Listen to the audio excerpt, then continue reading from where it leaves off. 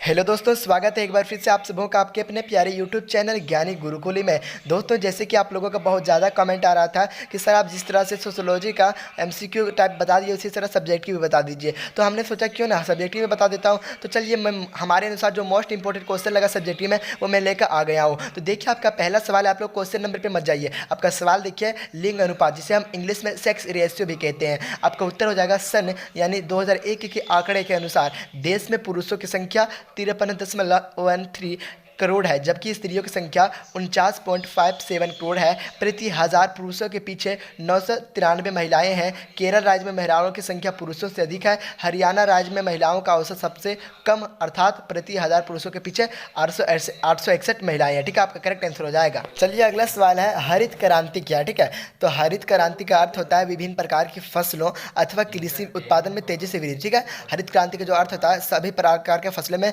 वृद्धि होती है और उत्पादन में तेजी से वृद्धि होती है और बहुत प्रकार के फसल आती है हरित क्रांति में। ठीक है, तो आप लोग इसे कर लें, अपने कॉपी में नोट डाउन कर लें। अगला सवाल क्या है, मानव अधिकार क्या है। ठीक है, तो मानव अधिकारों का हनन उपनिवेशवाद के प्रमुख तत्वों में उपनिवेशी राज्य के नागरिकों के मानवाधिकार को हनन को भी सम्मिलित किया जा गया है।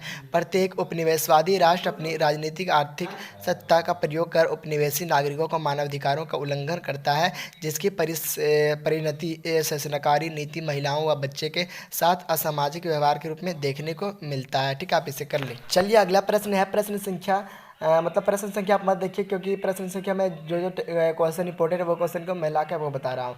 संस्कृतिकरण। ठीक है, तो संस्कृतिकरण एकीकरण के अर्थ एक राष्ट्रीय संस्कृति के विकास से है। विभिन्न समुदाय जब अपने क्षेत्रीय भाषाई और धार्मिक हितों की जगत राष्ट्रीय संस्कृति के अनुसार व्यवहार करने लगते हैं, तब इसी को हम संस्कृतिकरण कहते हैं। एक बार पढ़िए, आपके दिमाग में फटाक से घुस जाएगा।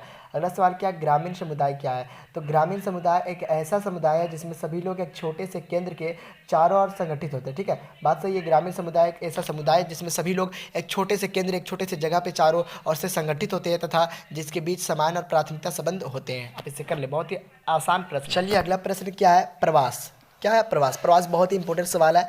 प्रवास में लिखिए कि जीवन यापन की बेहतर दशाओं की खोज में लोगों का एक स्थान से जाकर दूसरे स्थान पर अस्थायी रूप से निवास करने की प्रक्रिया को प्रवास कहते हैं। ठीक है, यानी किसी एक व्यक्ति को किसी एक स्थान पे एक स्थान को छोड़कर दूसरे स्थान पे बसने की प्रक्रिया ही प्रवास कहलाती है। ठीक है, आप इसे लिख दीजिएगा, आपका 2 नंबर कहीं जाने वाला नहीं। चलिए, अगला प्रश्न है, जाति पूर्वाग्रह क्या। ठीक है, तो जाति पूर्वाग्रह का अर्थ है किसी जाति से संबंधित अवैज्ञानिक एवं गलत अवधारणा। जाति पूर्वाग्रह एक मनोविज्ञान अवधारणा है। यह एक ग्रंथि है या ग्रंथि वरिष्ठता के साथ हीनता की भावना पर भी आधारित है। इस प्रकार जाति पूर्वाग्रह जातिगत मानसिकताओं की अभिव्यक्ति है। अगला सवाल है, पितृसत्ता क्या। पितृसत्ता एक व्यवस्था है जो लैंगिक असमानता एवं शक्ति तथा हैसियत के में भेदभाव करे बुनियाद पर आधारित है। पितृसत्ता का अर्थ होता है परिवार में महिलाओं तथा बच्चे पर पुरुषों का वर्चस्व होना। शक्ति संरचना के सभी केंद्र पर पुरुषों पर का नियंत्रण रहता है। तो दोस्तों, इस वीडियो में हमने आपको जितना 2 नंबर वाला प्रश्न जितना हमें महत्वपूर्ण लगा, यानी 2 नंबर वाला प्रश्न, केवल इस वीडियो में हमने 2 नंबर वाला प्रश्न बताए, हमारे अनुसार जो महत्वपूर्ण लगा वही बताएं। तो दोस्तों, अगर आपको वीडियो अच्छा लगा तो चैनल को सब्सक्राइब कीजिएगा और जल्दी आप लोगों को 3 नंबर और 5 नंबर वाला वीडियो मिल जाएगा और आप लोगों का ज्योग्राफी का जो ना धांसू तरीके से तैयारी होगा, क्योंकि जो ना सोशोलॉजी के बारे में हम अच्छे से जानकारी हमें नहीं है, क्योंकि हमारे ज़माने में सोशोलॉजी की पढ़ाई होती नहीं थी। लेकिन अब अगर सोशोलॉजी की पढ़ाई हो रही है तो आप लोग टेंशन ना लें, क्योंकि आप लोगों के लिए मैं अच्छे से अच्छी वीडियो लाने की कोशिश करूँगा। जय हिंद, वंदे मातरम।